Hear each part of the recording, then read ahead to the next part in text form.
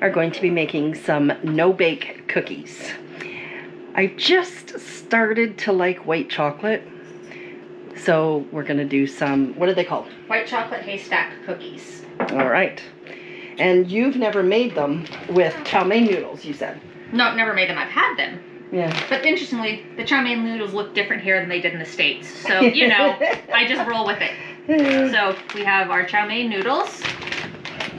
We have a variety of types of white chocolate here because I had these, haven't been used, and this was the best way to get chocolate today. Mm-hmm. It says to use peanuts. I can't have peanuts, so now we're going to use some mashed up cashews because I can have cashews. Cashews are quite fun. Yes. Just a lot of people don't keep them in stock. I do. Yeah. Costco is my friend. It pays for the membership just to buy cashews there for how many we go through in a year. So since this is a no-bake, we do have to melt the chocolate somehow, and we're going to go the microwave route 15 seconds at a time. And then we will use a mixing bowl to mix everything up. Oh, and we got decorated. And then we will put them on a baking sheet lined with parchment by the spoonful, and then wait for them to gel, set, harden, pick your word. That's what we need. All right. Well, I'm going to go help her break up the chocolate. I'm going to go with chocolate now. All right. I'm going to help her break up the chocolate, and when we get it melted, we'll bring you back. Okay. So Katie and I have got to stop what we're doing and fix and come back. Today we learned something new. Yes. So I put the chocolate into the microwave for 30 seconds, took it out, stirred it, put it back in, took it out, stirred it, and did that back and forth. And it went from a creamy texture to all of a sudden being like cookie dough. So this, from what the internet tells me, is seized chocolate. So this was a fail on today, but now we have learned something new. Mm-hmm. So next time we're going to try it with the baking wafers. So I'll run to Bulk Bar and pick up some of those to add to the ones that are here. And then we'll do this another day. So it might Lesson be learned. It might be a couple days for you guys or for us, but it'll be a snap of a finger for you guys. All right. It's been a few days. For us, not for you. And we hope we have rectified this problem. Neither one of us have done something like this before, so you know. I haven't done it since childhood. Yeah. Mom took care of a lot of the... Exactly. So. You can't have these, buddy. Anyways. So you were researching. So I did some reading on double boilers and chocolate melting and things like that. I didn't drop the power of the microwave low enough because when the chocolate gets too warm, it will seize, or if it gets any liquid in it, it will seize. There's a lot of reasons. So that was just our learning activity. Mm-hmm. So since neither of us own a double boiler, we are going to use our steamer pan. So I have a pan with water in it, our steamer basket on top, just to give me a surface that I can then set a Pyrex bowl down into. And then we'll put our chocolate in, and the internet says don't let water touch the chocolate while it's melting. And if you have any escaping steam, that can be a problem. So we're going to give this a shot. Be careful. Glass as it gets hot can be a problem. So I actually have hot water in the pan kind of warming up the bottom of the glass right now sense. Before I start putting chocolate in. I don't have it turned on yet, but I believe I bookmarked it. I think it said I wanted the heat on medium. Okay. So. And I had some chocolate wafers in the cupboard, and Katie went and got one. So we'll use those, and then I picked up some extras to meet the 16-ounce requirement of the recipe, not the pattern. Patterns are for clothing, fabric items, recipes are for food. I always confuse the two. I do both tasks a lot, but for some reason I apply the wrong one. So this, turn the heat up to medium-low. As the water boils, the steam will rise and melt your chocolate. So probably about 4 then. So that is this one. You can go. The small one. Yeah. So this one goes all the way down to low, up, and then 1, 2. So we're going to go up to about 4 and let that go for a bit. I'm going to put in some of this chocolate. Oh, that was when they had the other shaped bags. It's like a short rectangle. Yep. And as with all of these, having a stirring utensil that is helpful around, so something that is either plastic or silicone. I'm going to go with the silicone one. This one for us here. A little bit of all of it. Yeah. Well, you could have used Brody's. Yeah, but then we would get white chocolate on Brody, and Brody can't have chocolate. That's true. You don't get any chocolate, buddy. Sorry, man. All right, so this might be a while until this starts. Yeah, so we'll bring you back and show you the process. A little clumpy. There we go. It's coming along good. It says slow. So as much as the recipe says it goes quickly, because we're using the double boiler slow and slow method, it takes a lot longer, but I believe the person that wrote the recipe used the microwave method. Probably. But I didn't feel like doing that again after I had a failure, so I decided to try something new. Yep. I mean, I've used the microwave method for baker's chocolate and a number of other things, so, and had success when I make cakes. Yep. That's all right. All right. We're going to be putting them together shortly. All right. It's time to put these things together. I'm so excited. How many cups are those? This is 4 cups of noodles for 16 ounces of chocolate.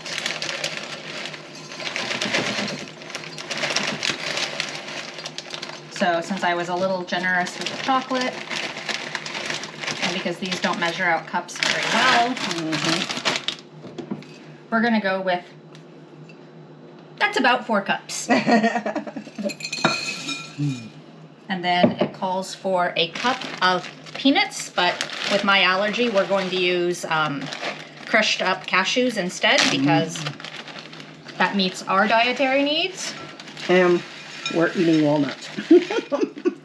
So since I have all those in there together, I'm just going to give it a quick stir to kind of spread the nuts with the noodles.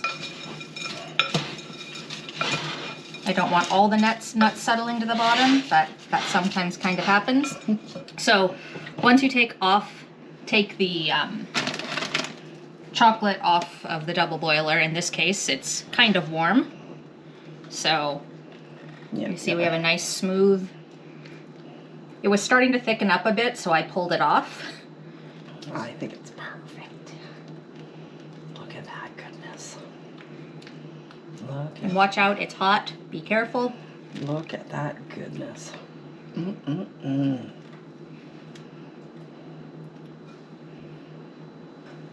I was saying to Katie, like, I think this honestly is a recipe that you don't necessarily have to use exact amounts, because melt some chocolate, throw some noodles and some nuts, you know.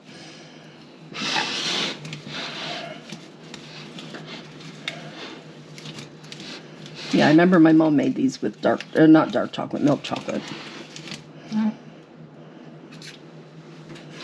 was warm. Katie's not a fan of dark chocolate. Not dark chocolate. Milk chocolate, white chocolate, I'm good to go. I love dark chocolate. Like there's a Kit Kat bar that is 70% dark. Oh, I love it. I was at a gymnastics event one time and someone brought in all the way up to like 90% dark chocolate. And that's bitter. Try some. Oh, it tasted like I was eating dirt to me. But that is bitter chocolate, that's for sure.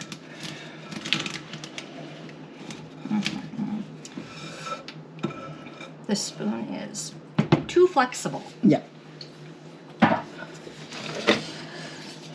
And I just don't want to get my fingers dirty or... And I don't have a shortage of kitchen utensils. I think she has a problem.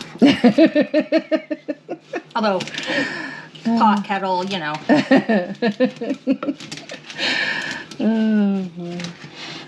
The number of kitchen supplies one has or needs, you know. Well, and you amalgamated 2 homes. Yep. You and Mike, so. Well, we had long conversations about certain things that I ditched before I came up or sent into safekeeping with other relatives. Yeah. border guards already look strangely upon, you know, bringing in a ton of fabric and a ton of board games. So, you know, they just want to make sure you're not doing business with them. And it's like, Right. no, these are just my chosen entertainment activities. Yep.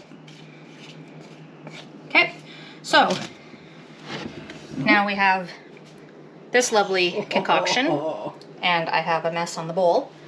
And this bowl, I gotta tell you, came from like a 1950s, 60s KitchenAid mixer that was Kevin's mom's. And of course, we don't have the mixer itself, but we got the bowl.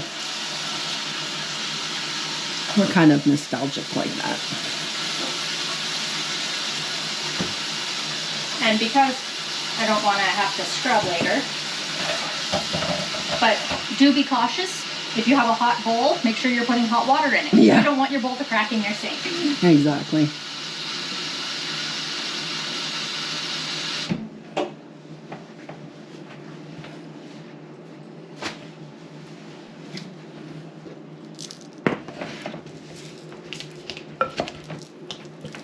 Can't ever find spoons in this kitchen. They are not where I expect them.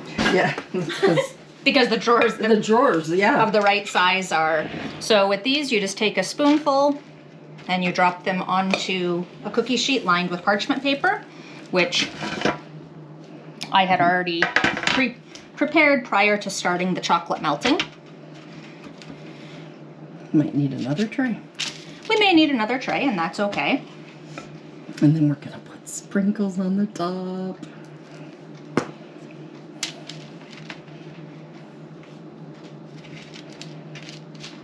And then Katie and I are gonna split these, and she'll take half home, and Kevin and I'll keep half.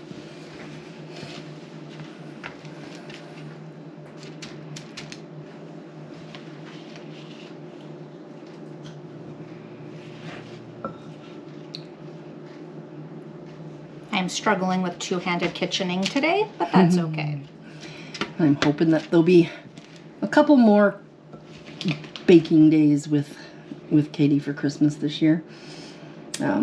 It's been a few years since Dorothy and I have been able to do it, and Katie always does it, so I definitely want her to be able to come over and do a couple more sessions. I'm not a baker, so it's fun to work with somebody who is, because they teach me, right? So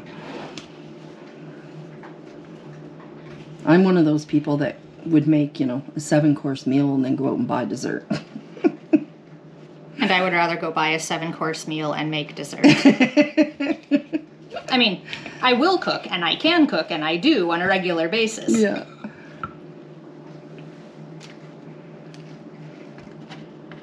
But my preferred task is definitely baking over cooking. Yeah.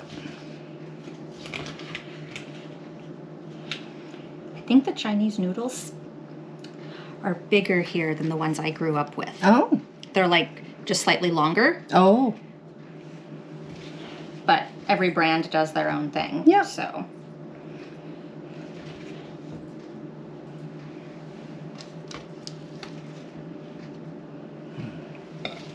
I'll sprinkle these.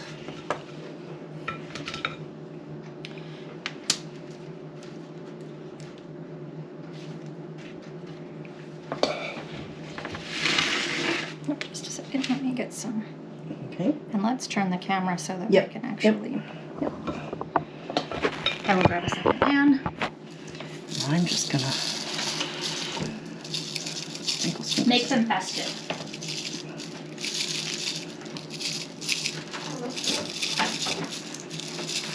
I think another recipe that we saw like this also had, would it had butterscotch or caramel in it? I forget.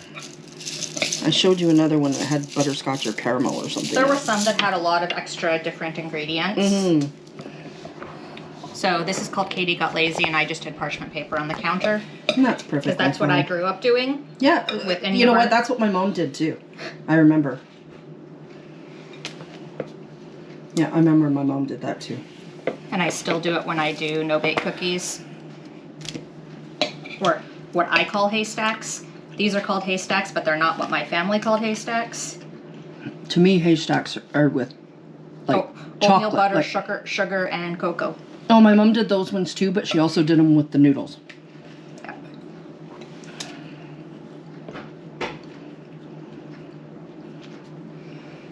Yeah, we definitely did not do cookies for the most part with noodles. Mm. It was almost exclusively oatmeal growing up. There's another cookie that I really want to make that Katie and Kevin both detest, but Mike and I would love. It has coconut. Yep. I am anti-coconut. So is Kevin. Unless it's slathered in other stuff in sugary goodness like in German chocolate frosting. Yeah. If they're in the butter tart squares, I can kind of handle it because it's not a lot. But coconut shouldn't be in butter tart squares, but some companies do put it in. Butter tarts shouldn't be in butter tarts. Yeah. Says the American. They are just not a thing. That's funny. Or at least they weren't in my circles. But most Canadians that I've run into also, snickerdoodles are not a part of their cookie repertoire. So... See, I always knew about those. But again... You grew up in Southern Ontario? I grew up on American border, so... Yeah. And everyone I know that has had them has some American influence in their life or their upbringing. Oh. Yeah. So they're apparently an American thing. Didn't know that. So now we have a nice empty bowl here that I will get soaking after I lick the spoon. And we will let Kevin do the taste test part of this video. Which is odd when you mention the snickerdoodle, because when schools do the cookie dough, they have this. Yeah, they do. Cookie dough. Now they do. Yeah. All right. They're all decored. So we're going to let them set for a bit, and we'll bring you back, and Kevin will tell you what they're like. Well, we might too. The chocolate tastes good. Cookies are all set. You go first, Kevin. Give us a...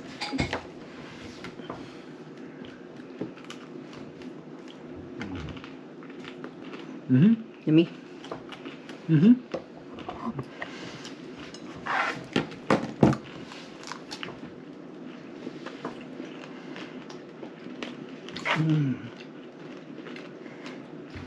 Definitely a winner. For someone that never liked white chocolate my entire life. No kidding. Yummy. Hey, Tammy, want a cookie? All right. Thanks for joining us. You got the good, ugly, and the bad, and everything else in this video. But it was a fun learning time. We'll see you on the next one. Bye-bye.